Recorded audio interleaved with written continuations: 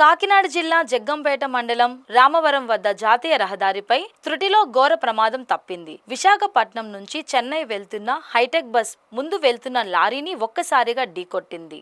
ఈ ప్రమాదంలో పలువురు ప్రయాణికులకు గాయాలయ్యాయి. హైవే మొబైల్ పోలీసులు సంఘటనా స్థలానికి చేరుకొని సహాయ చర్యలు చేపట్టారు. బస్సు డ్రైవర్ ఫోన్ మాట్లాడుతూ అజాగ్రత్తగా వాహనం నడపడం వల్లనే ఈ ప్రమాదం జరిగిందని ప్రయాణికులు చెబుతున్నారు. జగ్గంపేట సీఐ శ్రీనివాస్ వచ్చి ప్రయాణికులను రాజమహేంద్రవరం, విజయవాడ వెళ్లే బస్సుల్లో తరలించారు.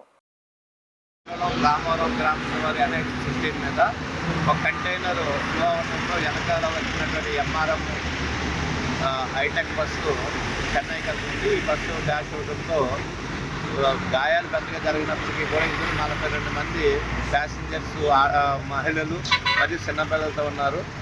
వెంటనే జగ్గంపేట సైడ్ నేను వచ్చి ఇమీడియట్గా వాళ్ళందరికీ వేరే బస్సు ఎక్కి పంపించడం జరిగింది. ఇతర వెహికల్స్ మీద కూడా చట్ట ప్రకారం చర్య తీసుకున్నాం.